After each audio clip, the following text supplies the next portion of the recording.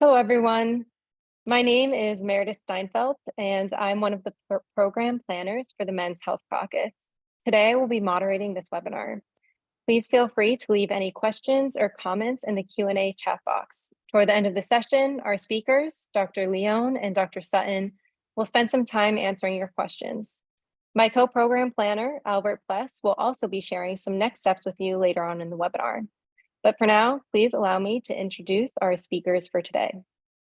Dr. Jim Sutton earned his PhD in sociology from Ohio State University and is an associate professor of sociology and chair of the Institutional Review Board at Hobart and William Smith Colleges in Geneva, New York. His areas of emphasis are criminology and criminal justice, and he has specializations in violence, gangs, and corrections. Much of his earlier scholarship extended from a multi-year data collection project that he conducted in multiple men's prisons in Ohio. More recently, he completed 34 in-depth interviews with survivors of murder victims, and he is now working on a book that sheds light on their experiences. He regularly teaches courses on penology, police and policing, juvenile delinquency, criminology, and social deviance, and his published works have appeared in the Journal of Criminal Justice, Violence Against Women, the International Journal of Offender Therapy and Comparative Criminology, the Journal of Gang Research, and Deviant Behavior, among others. We will also be hearing from James E. Leone, who has been a professor of health at Bridgewater State University since 2008. Dr. Leone earned his PhD in health education from Southern Illinois University, an MPH in urban public health from Northeastern University, and an MS from Indiana State University. Dr. Leone has held faculty appointments at the George Washington University, Northeastern University, and Southern Illinois University. He has also served as an adjunct lecturer in the Physician Assistant Program and MPH programs at Northeastern University in the Bouvet College of Health Sciences. He has published numerous peer-reviewed articles and has delivered well over 200 research presentations. Dr. Leone's academic interests include strength and conditioning, male health, body image, drug abuse epidemiology, health disparities, celiac disease, and issues in professional development. He has written several textbook chapters in addition to his own book on male health titled Concepts in Male Health, Perspectives Across the Lifespan. He holds certifications and/or licensure in athletic training, strength and conditioning, and health education, and serves as a board reviewer and associate editor for the Psychology of Men and Masculinity, Body Image, an International Journal of Research, Health Behavior and Policy Review, and Obesity Science and Practice, as well as various professional journals. Now I'm going to pass it over to Dr. Sutton, who will begin with an overview of violence from a criminology perspective. Thank you, Meredith, and thank you, everybody, for being here. It's a real pleasure for me to have the opportunity to participate in this event today. Like a lot of people, violence was a fact of life for me growing up, and it's something that affected me deeply. And I never really stopped thinking about it from an early age because it was, what we might call a focal concern of mine. And so as a result, much of my professional work ever since I was little has focused on themes related to violence. And so that's why it's a privilege for me to have the opportunity to participate in an event like this that's geared toward trying to make a positive difference. I'm going to share some slides now, and my goal with my presentation today is to help you think a little more about violence in ways that maybe you haven't always thought about before.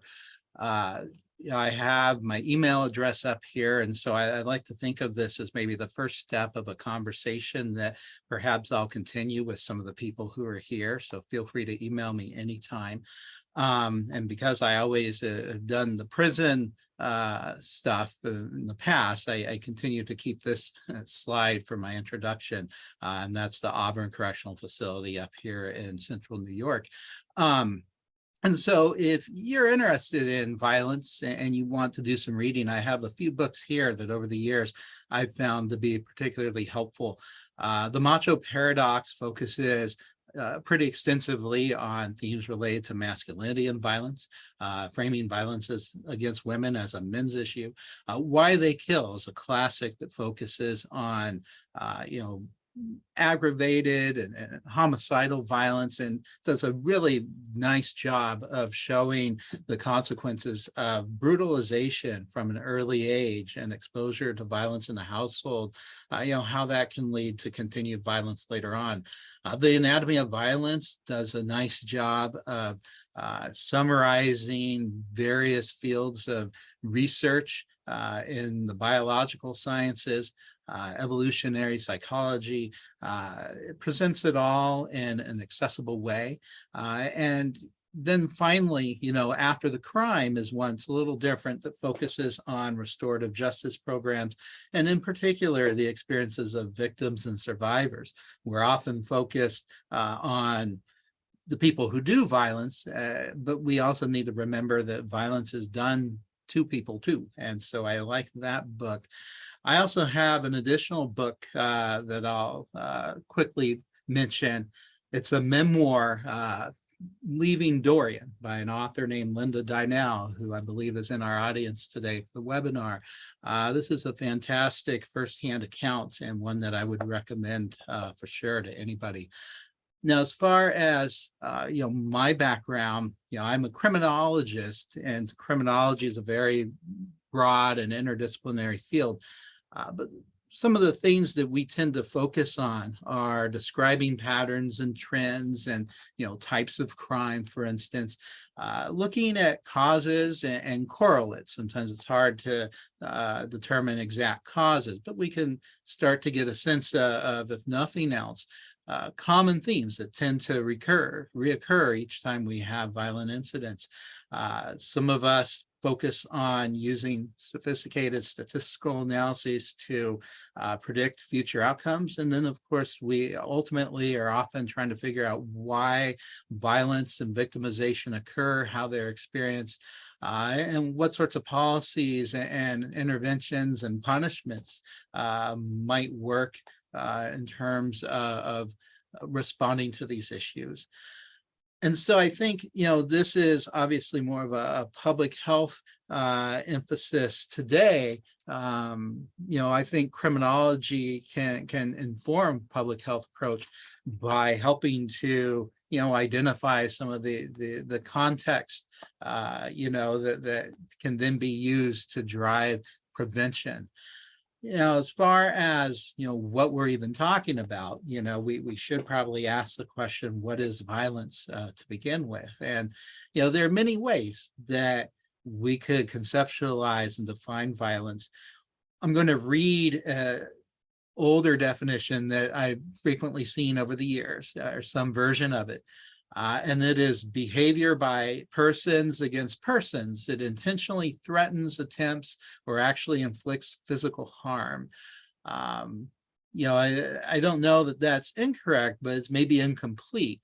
I like this definition here because, for starters, it's not just a person that can be targeted. It can be a group or a community. So hate crime is one example there. I also like that this definition from the World Health Organization focuses on more than just physical harm. And certainly, when you look at psychological harm, the trauma, sometimes post-traumatic stress syndrome, certainly if we only think about violence as something that inflicts physical harm, we're missing a big part of the story and the root of a lot of the profound difficulties that survivors and victims of violence experience. Now, one thing that I would really like to underscore is that violence is very diverse.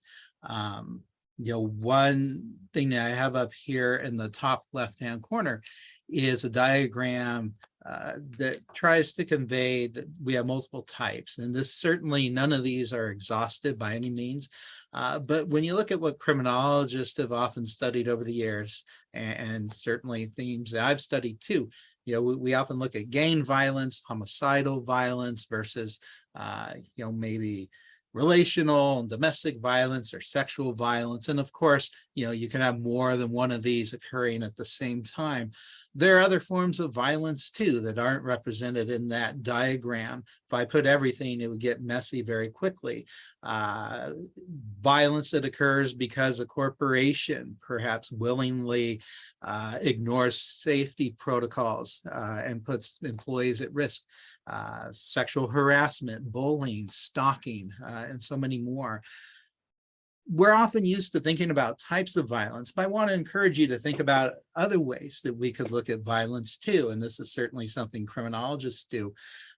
We can look at, anything from timing and planning, right? Whether it's a one-time incident or it's an ongoing pattern, going to have very real differences in terms of perpetrators and their motives, in terms of the experience that victims have, whether it's spontaneous or premeditated.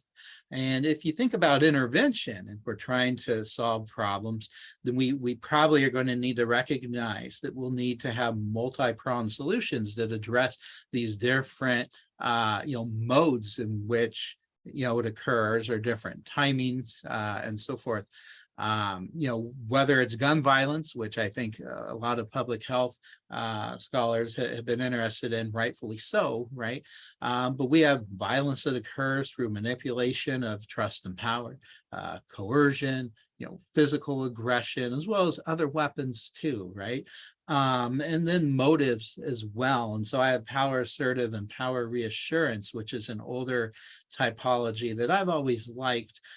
Some people perpetrate acts of power or acts of violence because they are coming from a place of feeling powerful and entitled.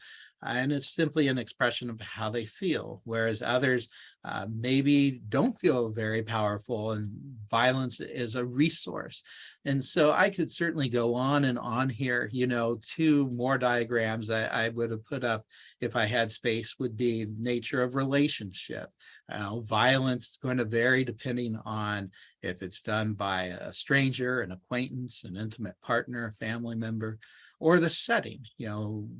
It can happen in the home, the street, in an institution like a prison, or even on the field, like a sporting event. And so that brings another question to mind. Are we only thinking about criminal violence? We have a lot of other acts that many would consider violent, but if they're on a field, then they may be celebrated instead of prosecuted. And so, my goal here is ultimately, to underscore the fact that violence is very diverse. And so one challenge is it's hard to come up with the perfect conceptualization because there are so many different kinds with so many different facets and considerations. But with that said, we also know that violence has a lot of commonalities too. And so, I have in the arrows here in the middle of this diagram, what I see to be the main components of that World Health Organization definition.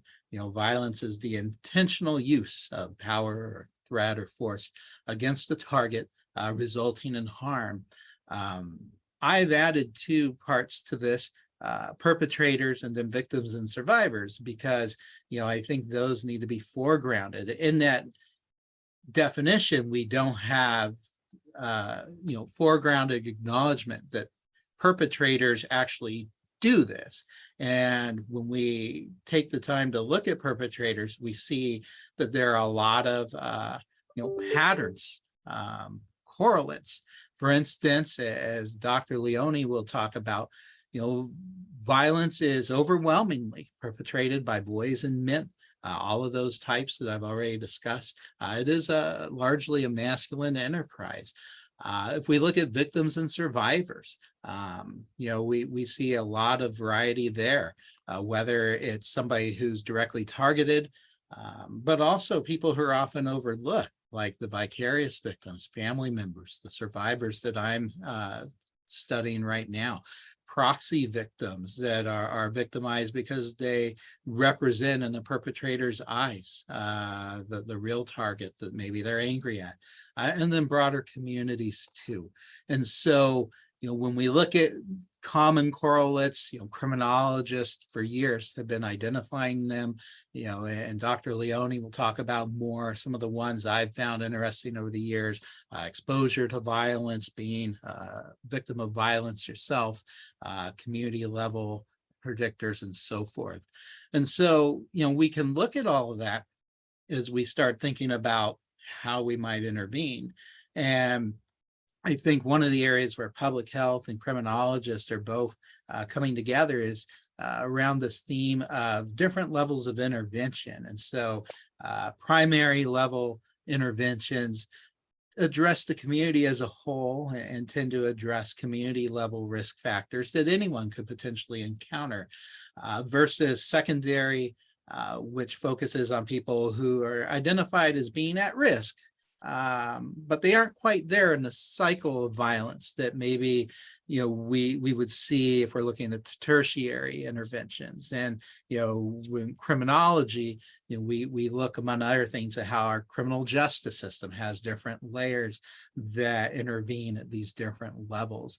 And so my goal here has been ultimately to help you start to grasp what I do, when I think about violence from a criminological perspective, and also to set up maybe a different way of thinking about disciplines. There's sometimes this tendency to think about disciplines as being distinct, whereas in fact we have a lot of overlap.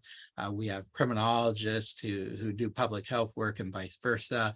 I think very generally speaking, we can think of both of these fields as being similar and that they have similar interests and concerns. They're both increasingly evidence-based, and I think that's important when we're talking about correlates and so forth. We're not just inventing this out of thin air. The data show these patterns to be there. But criminology might do a little more in terms of contributing to illuminating some of these problems, and then public health does certainly a lot more, I think, at development of solutions. And so I think I'll end my comments there for now, but we'll certainly have time later on during the Q&A session, and I look forward to engaging with the discussion more then or through an email if anyone would like to follow up that way. So thank you for your time. Thank you, Dr. Sutton. Now that Dr. Sutton has given us a criminologist perspective on violence and victimization, I'm going to turn it over to Dr. Leone, who will frame this from a public health perspective and talk about the factors that lead to violence, as well as a few examples of violence prevention methods. Wonderful. Thank you, Meredith. And it's great webinar weather here in Massachusetts. It's gray and overcast all day. So let me bring up my slides and we'll get right into it here. Again, thank you very much, Meredith, for the kind introduction. And thank you, Jim, for the perspective and overview of what criminology does in terms of violence. It's kind of an ever-present topic that we bring to you every year in some form or fashion. I'd also like to thank the Men's Health Caucus for kind of bringing together these timely topics as, we talk about these, whether it be criminology, incarceration, or communities as a whole. So of course, I was given the task of speaking to the public health perspective, so here goes. Before I do so though, this was some more recent research from one of the journals that I edit for and review for. And if you notice down here in the results section, right, it says results suggest that men's desire to own firearms may be connected to their masculine insecurities. A lot of stuff in that very brief sentence. So desire to own firearms. So it's a desire. And it's connected to this thing that we don't always put a proper wrapping around, right? Masculinities, not just masculinity. And basically, as Jim talked about, efforts should be made to understand how do we kind of disaggregate that so that one thing isn't synonymous with another. So I just wanted to start off with a little bit of what that means in the context of what I'll be talking about. So what you see here in order to properly contextualize violence from the public health perspective is what we call the Socioecological model. Many of you may have heard of it or used it in some form or context. So as you look at this, please note the relationships and interconnectivity of the various levels as they affect all of our lives, whether specifically or in general.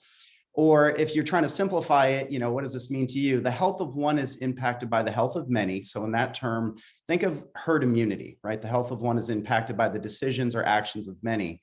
or the health of many can be impacted by the one individual. So in that case, think of like patient zero with, a certain infectious disease. And the plague of violence is no different when we consider this broad concept and its impacts on individuals and, of course, the communities in which they reside. So starting off, just kind of a little overview of epidemiology, specifically webs of causation. We use these to try to understand an issue more fully. Obviously, in this case, we're talking about male violence, but I've also included a couple of graphics. The one on the left-hand side, as you can see there, shows different pathways towards substance abuse and addictions. And the one on the right relates to our topic today of male violence. So male violence has several components. Some of them are, as Jim noted in his presentation, some of these bigger sociological constructs and systems. And of course, some of the others are a little bit, more related to the individual. So the experiences of the individual in terms of achievement of education level, living in poverty. I'll talk a bit more about adverse childhood experiences, or ACEs. And of course, some of the other factors that are bigger, right? So more the sociological components of, we all live in a political area. We all are impacted by climate. We're all impacted by our race and cultures. And while no model is all inclusive, they do help us to appreciate the interrelatedness of these factors concerning that central phenomenon, obviously, which is the topic of today, which is male violence. The utility of webs of causation are we can group them, test them, statistically predict what are the strongest models, with hopes of developing those preventative and palliative programming initiatives. So let's shift our attention to exploring some of the stronger and more validated contributors of male violence so that we can get more into what are some of the possible solutions to that. So I'm not going to go through all of the data on the left hand of the slide there. In very, very brief overview of it, men lead in pretty much all the areas related to violence and violence related consequences. I will highlight that central row. So if you look at the numbers there, why should we collectively care about male-centered violence? And again, the data only tell part of the story. While those aggregate data that you see there help us realize that there is a problem, those data also, in my opinion, dehumanize each and every tragedy behind those numbers that extend well beyond any single person. In addition to the summary stats on the left-hand side of the slide, that percent of male involvement show a range of violent behaviors, right? So we're not just talking about murder, we're talking also about things that lead to other forms of violence within our communities that impact you, maybe not necessarily directly, maybe it's increasing in taxes, right? So there's this whole connection point that I think we need to take pause here and understand, what is it? Why do some of these stats go well beyond the 50-50 probability? So, if you flip a coin, any statistical class, you'd expect to get 50-50. Why is it so skewed towards one area? Or simply say, what is it about males that drives a lot of these numbers here? So as you digest that slide, I'll talk a little bit about the general prevailing theories of what does influence male behavior that translates into violence and the violent outcomes that you see in the slides here. I believe also we will be making these slides available either through the webinar recording or other means. So don't worry if you're not getting all the data down and writing everything down there. So as I mentioned, generally speaking, I'll be talking a little bit more on the prevailing theories of violent behavior from a biological, psychological, and social perspective. When viewed from the 30,000 foot view, we can see this coming together in a biopsychosocial model. So a lot of stuff to kind of disaggregate there, but let me just kind of touch upon a few of these. So biologically, much of this perspective comes from sociobiologists who investigate things like dominance hierarchies in the animal kingdom, right? We're always part of this animal kingdom, but we always like to think of ourselves as different than it. And, the theory there is he who wins gets whatever they want. This extends to young, poor males who have the highest rates of violent behaviors. However, violence is also lower in the same groups with higher SES. So we can see that it's not just an animal kingdom thing. Last time I checked, lions don't have bank accounts or Bitcoins or whatever. So there is something different in terms of when we provide for people, particularly younger males, they tend to adjust better. And when people tend to adjust better, we see lesser of what you saw in the previous slides there. Genes certainly show markers in some familial lines. So some families, of course, have family members with antisocial personality disorders. There's also been research on structural brain anomalies. And of course, our discussion today would be incomplete if we didn't talk about testosterone and violence, right? So chicken or egg there. However, in a lot of the research that I'm aware of, testosterone may be the cause of aggression, or it may be an effect of being aggressive. So it's kind of, the data are still very unclear in terms of what that actually means. Shifting over to the psychological components, some research shows violence in males and people in general may be organic, again, through structural brain changes or hormonal neurotransmitter anomalies. But again, in my opinion, the caution should be exercised here, because considering that most people who experience psychological difficulties, whether mental health challenges or organic brain disorders, are not violent. So, again, people that commit crimes, for example, with firearms, typically do have some sort of psychological problem, but not everybody that has a psychological problem is going to go out there and pick up a firearm and commit, some atrocious crime. So I think that's very important from the psychological standpoint. Also from the social standpoint, and then I'll bring it together with biopsychosocial. Sociologically, there's no lack of social reinforcers for violence, be it on the internet and movies, television programming, or even cartoons. If you go back maybe to some of your cartoons, if you watched them when you were younger, I forget the stats, but there are actually more acts of violence in cartoons than even in generic movies and things that we've seen throughout the years. A lot of the theories around social, of course, there may be a dose-response relationship, and to this, the result in violence. So said simply, males learn how to be masculine, and to some extent, the sources they access contribute to their perceptions of what violence is, and then even how to perpetrate it, if they get to that point. So this can, of course, occur through parents and parental modeling as well, or vicariously through media and other sources. So when we bring all these things together, and we take the former into account, violence is a product of something versus an issue in and of itself. Okay, let me say that one more time. Violence is a product of something versus an issue in and of itself. And what are the costs? So relative costs associated with male violence, again, going back to that comment of, so why should we care? From the previous slides, males are 9 times more likely to be incarcerated than women.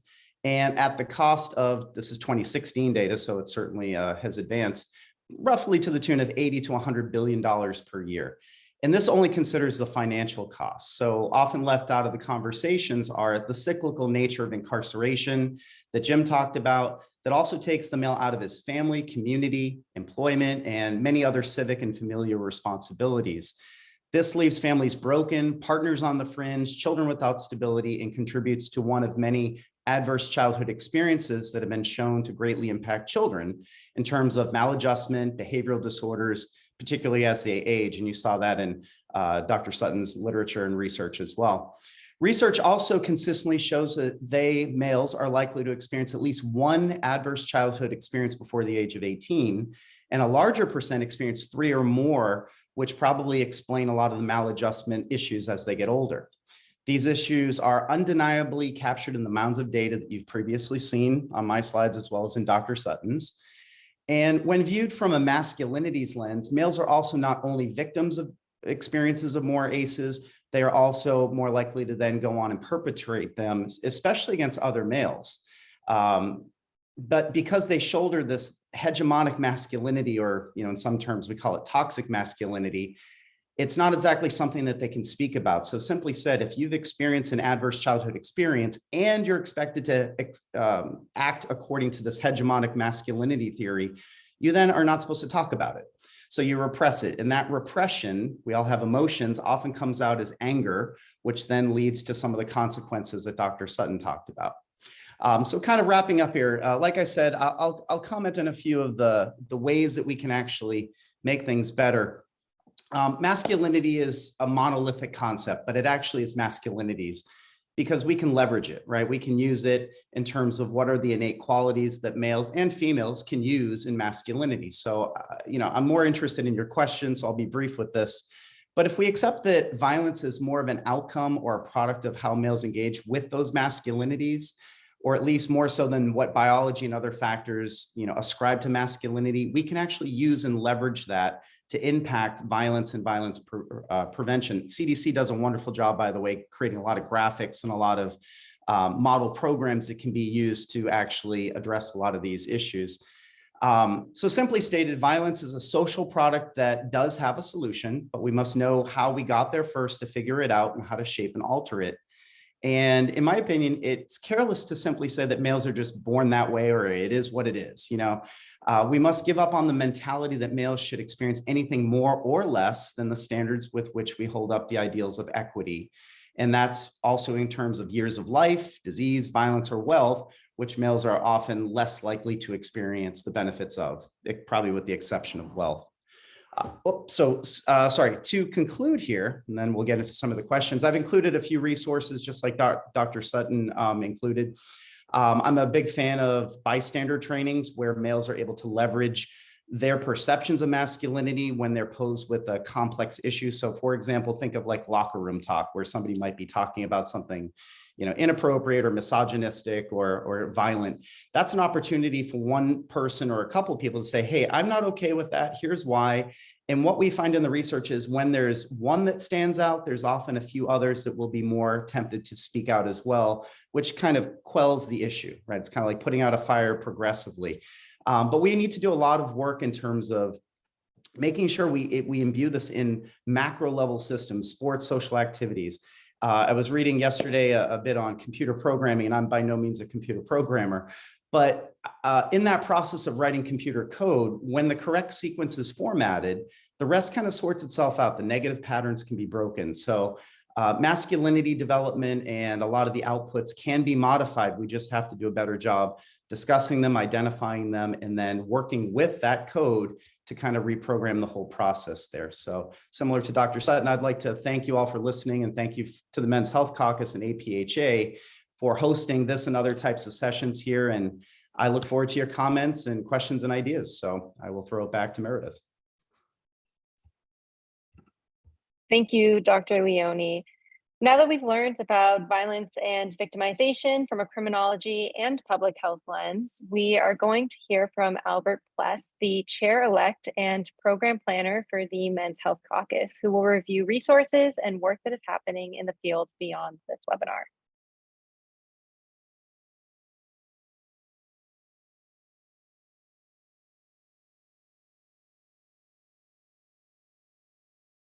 Albert, you are muted.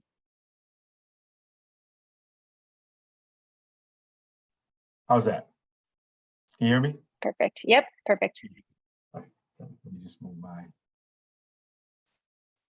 here. Okay. Just want to go over a few slides with you. Can you see my slides? Great. So I just want to talk a little bit about the Men's Health Caucus and a few next steps that I think we're excited about with our Men's Health Caucus. One, just want to give you, what we are. The Men's Health Caucus advocates for the health needs of men, boys, and their families, including health awareness, disease prevention, screenings, early detection, and treatment. Again, and this fits into our overall focus that we're doing. So we're glad that we had this webinar on violence and criminalization. Just want to share a little bit about our team. We're excited about this team. Some folks are moving around a little bit. Thank Brandon for kind of ushering in our work as a chair until November, and I'll take on that mantle then. And then thanks Jim and others for their support. Meredith as my co-planner with our sessions. We just finished up the our session planning process for APHA, this upcoming conference, and we're excited about that. Just want to share with you a few of the workshops that we're having at our upcoming conference. We're doing cancer and men's health, focusing on health equity in men and boys, what's going on with Black men's health, and programs and strategies to advance the equity of boys and men. So again, just this focus on equity, which is the theme of APHA this year. So we're excited again about that.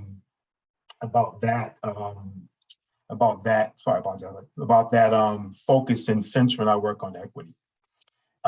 We do also excited about our policy agenda that we're focusing on that. So we'll share a little bit more about that APHA and some next steps around rolling that out and the implementation of that process. And thanks, Jim, for your work around that and moving that work along over the last few years. We're excited about the next steps.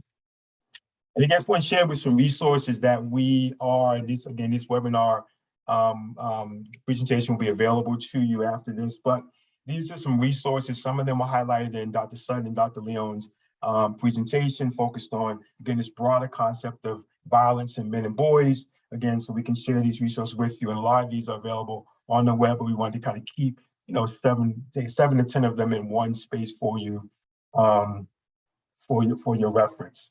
And so again, we're excited, about, this webinar. We would love for you to join us as members. Again, we'll share with you more in the chat box around how you could become a member. And we also have an evaluation in there for that. So I'm gonna pass it back to you, Meredith, to take the Q&A for this next portion. Thank you, Albert. Now we're going to open up the floor to questions. I see a few have already come in to me via private message, but if anyone has any additional questions, please feel free to leave them in the Q&A chat box. So the first question is for both speakers, but let's have Dr. Sutton start. The question is, what can parents do to promote positive masculinities in their children?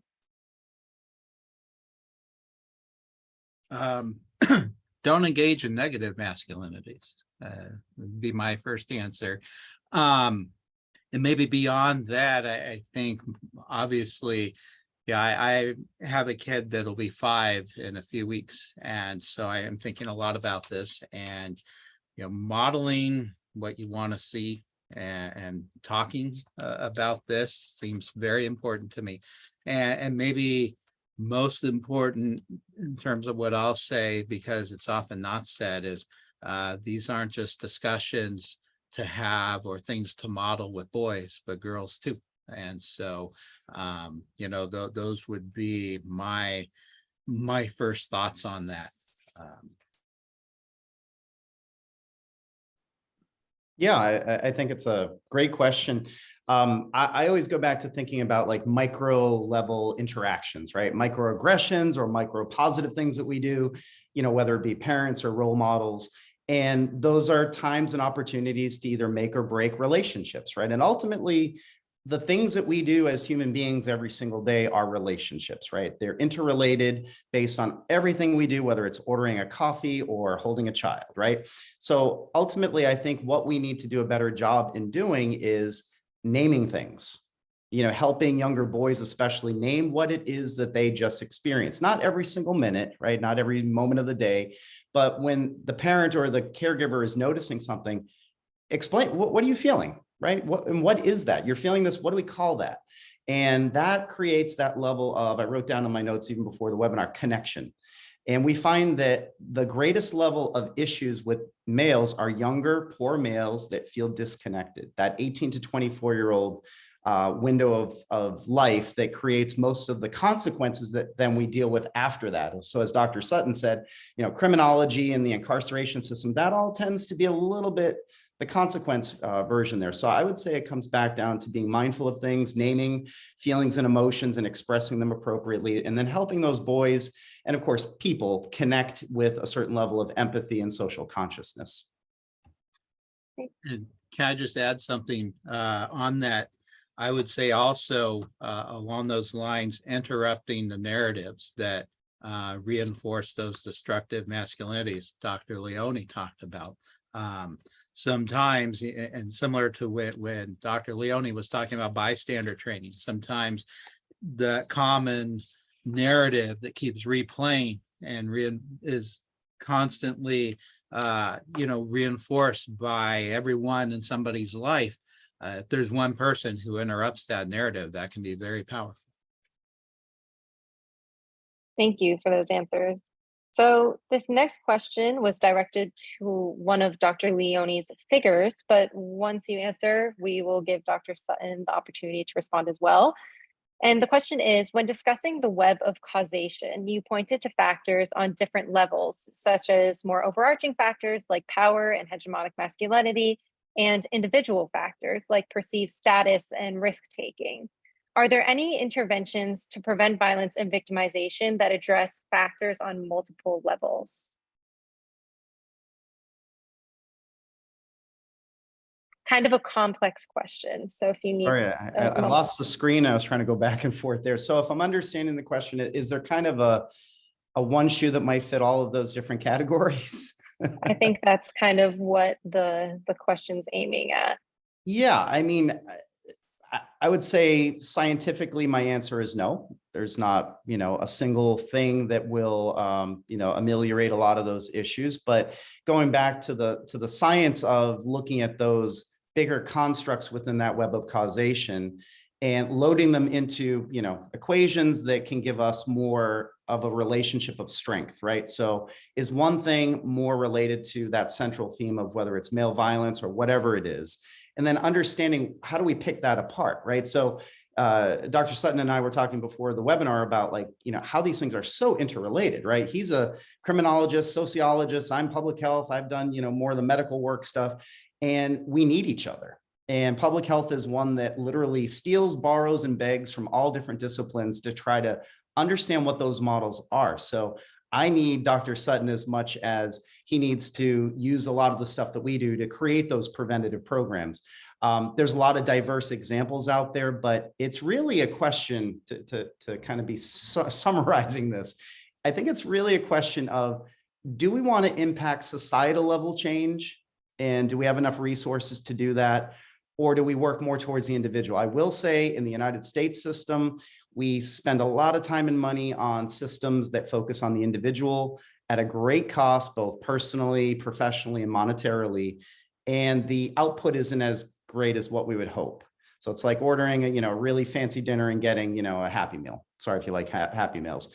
So no, I don't think there's a one size fits all, here's the greatest impact. I think we need to follow the data in terms of those strengths of relationships and then use programs that have been modeled after that to attend to whatever the central issues are. And I'll add to that, in the therapeutic realm within corrections, so like probation in particular, and some of the work in prisons, they have the Rnr model, risk, needs, responsivity. And that's a data-driven approach that's geared toward identifying individuals' criminogenic needs and risk factors. And those can be a range of, what we might call predictors, lack of employment or education, as well as adverse, childhood experiences.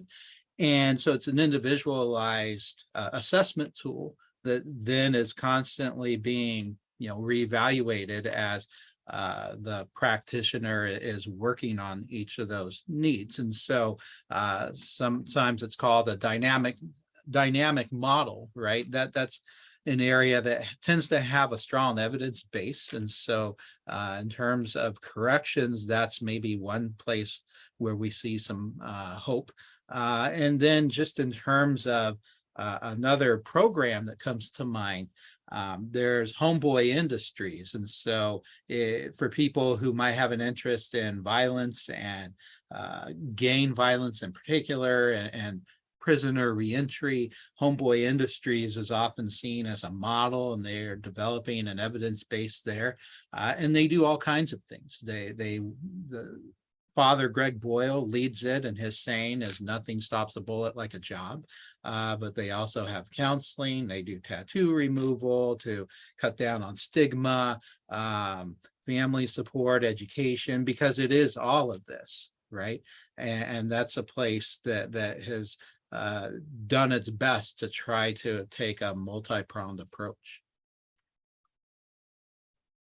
Thank you. Those were great responses. Okay, we have one question from Hannah. So the question is, I recently graduated with my MPH and found that my program really didn't touch on criminology or violence much, if at all. Why do you think that is? Do you think there should be a class dedicated just to this topic? And do you have any suggestions for bringing up the importance of this topic so that it is talked about in public health programs? Maybe Dr. Leone, this would be more geared toward you for first response. Yeah, again, I know we have the, the core 5 public health, areas. I think it's kind of like medical education training, that people can seek out either ancillary coursework, given your topic of interest, or, maybe curriculums do need to do a better job in infusing modular lectures into some of these broad areas. So for example, we talk about, if I talk about health education with primary schoolers all the way through high school, can you teach all the complex subjects with the health theme, right? So can we teach English literature using health and math using health? Why not, right? So I would say in the public health curricula, again, it's been a while since I've been in it versus teaching it. I would say similarly, maybe we need to choose, topical themes maybe every quarter and, utilize that as the model to unpack a lot of these bigger issues. So a lot of great ideas though, definitely. Yeah, I would just add to that. Unfortunately, for a lot of people, graduate programs fall short in terms of not providing what you might hope they provide. If you're lucky, you go and the program has a specialty you want and you're able to, pursue it. But for a lot of people, regardless of the field, I think sometimes you may need to eventually be that person who provides it down the line because it wasn't provided for you. And you may need to do the things like attending this webinar today to satisfy that interest because it wasn't provided by your program. That was, in some ways, my experience. I was in a program that had a strong criminology focus, but not necessarily on all the topics I necessarily wanted to focus on. And so maybe my response would be the inspirational, cliche, cheesy thing that's true, right? Is maybe you can go provide that in the future somewhere because it's probably not being provided as much. And that's where these kinds of interdisciplinary collaborations that's why it's so important, right? I think a lot of people are so used to hanging out in their own little sectors. And, hopefully more of this will happen. And hopefully maybe you'll be the one who teaches that criminology program someday, or maybe Meredith will. We'll see. Okay, next question is from David. What environmental shifts could we make in a community or society to help men create those empathetic forms of connection? For example, the emphasis on competitiveness within academics, media entertainment portraying men not asking for help. Either one of you, I think, could take this one. I guess, I mean, it's a complex question. I think it's being intentional and specific about how we approach every experience with males from, 0 through whatever age. And as Jim talked about earlier, it starts again with caregivers and parents, excuse me, who have to then be the moderators, I think, of that boy's upbringing, whether it be access to media, social media, all those different things are opportunities. And giving a little credit to parents, there's so much to deal with every single day. It's maddening to even think about how much they would have to curate to help that boy understand his experience. But I think a lot of that often is just kind of sidestepped. There's so much, it's overwhelming. So I think in addition to helping the boy himself appreciate what these things are and naming what they are, I think we need to have support systems for parents to be more aware and help them to have time to be more aware, because ultimately it's the complete cyclical process of parent, role model, child, and then hopefully creating enough of that resiliency. I think, Jim can probably talk a lot more about resiliency with, work with incarcerated individuals. But I think a lot of it is that, how do we build on those core values? What do we want those core values to be as a community to then enact them as the child gets older? Yeah, and I would add to that, and this is my sociology side coming in. Something Dr. Leone quickly referenced earlier, and some people may have missed it, is it's masculinities, not masculinity, right? And masculinities, the plural is so important because gender is diverse, and even masculinity, very diverse. There are different masculinities, including different masculinities at different times for the same people. And so, one thing that strikes me is if you want to make change in a community, look at which forms of masculinity are maybe validated or reinforced or serve as the basis of people coming together. You know, is it only sports that might reinforce those hegemonic forms of masculinity? You know, the reality is most men, even ones who have a hegemonic masculine side, may have other times in their lives where they're nurturers or doing something else. And so is there a reward structure? Is there an opportunity for those men to find each other? Is there some way in the community of highlighting and bringing attention and validating those roles? So it's not just a narrow form of masculinity that's being represented, validated, and reinforced. You know, and how you do that, I don't know, but if you ask me to get to work on it, that's something that I might be thinking about.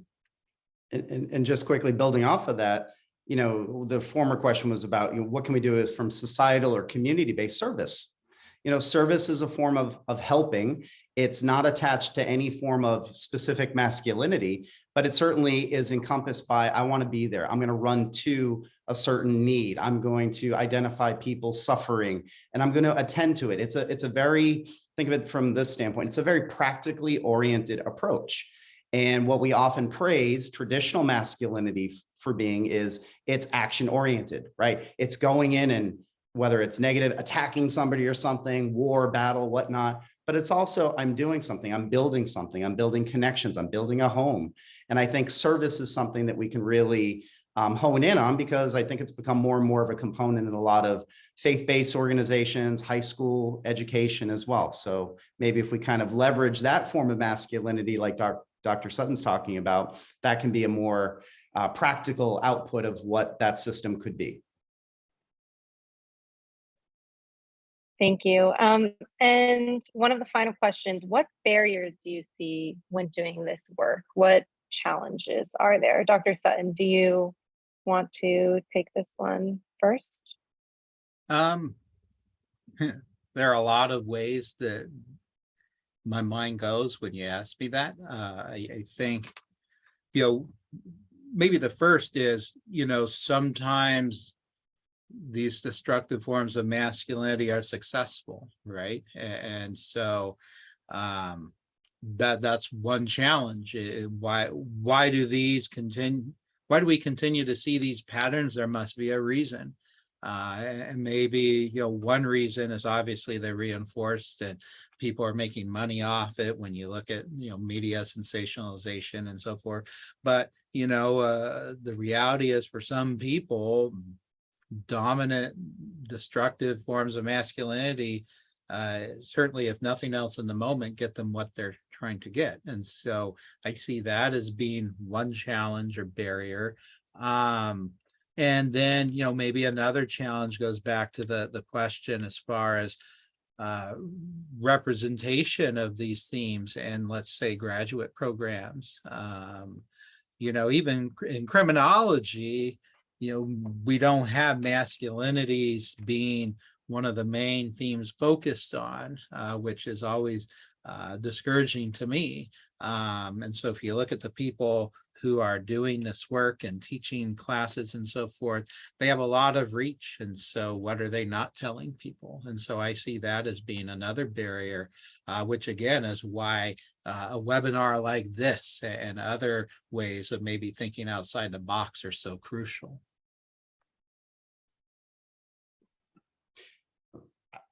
I think a barrier is we're not very good about talking about it.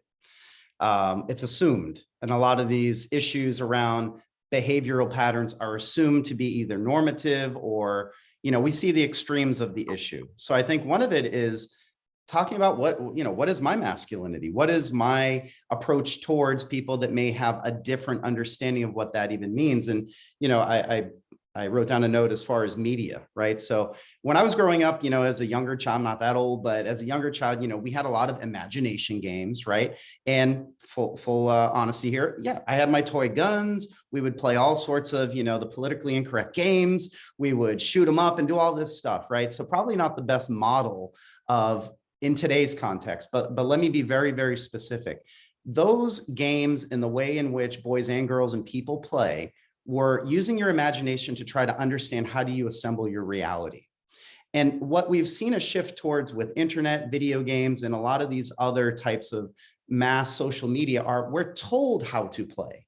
We're told the script, right? We're literally given the script. You might pick up, a toy gun or something like that, and then you're emulating or basically replicating maybe something that you played or saw. The imagination decreases and the outcome becomes more rote or automatic. And I would argue that that's probably one of the central themes of how certain people grasp onto these masculinities from compromised backgrounds, boys who have experienced multiple adverse childhood experiences, lack of parental role models, lack of emotional ability to connect to each other.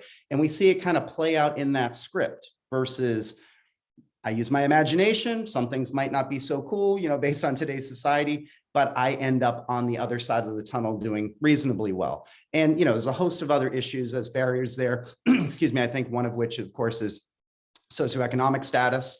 That there are reasons why certain groups of boys are attracted to certain types of outcomes, whether it be gangs or other ways of connecting, and how they then develop and use and leverage their masculinities, either in the positive or the negative. So a lot of that kind of, in a very cloud form there. So sorry for the weird response. Maybe I'll just quickly add to that, a related issue. Men are part of a society where it's pretty much impossible to not be complicit, right? Whether it's playing the violent sports or listening to the violent music or what have you, or previous experiences. And so sometimes it's communication, right? Men that we need as allies might feel attacked if we point this out. And so how do we manage that, helping people see without pushing them away when we do it? And I certainly see that as a challenge whenever we talk about these themes in a classroom on a college campus.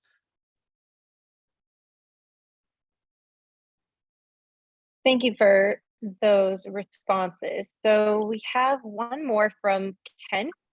And this is a pretty broad question. So is masculinity the primary cause of war, and how might we address it to reduce war? Is this why we often hear about innocent women and children, not including men? And I don't know, James, Dr. Sutton, you aren't muted, so maybe I'll pass this one to you. Take a stab at it, and then we'll give Dr. Leone an opportunity to respond. Well, I think it's a really interesting question. Yeah, I don't know that it's, and I'm certainly no expert on war. So I don't know if that's the main cause. I think that was the phrasing.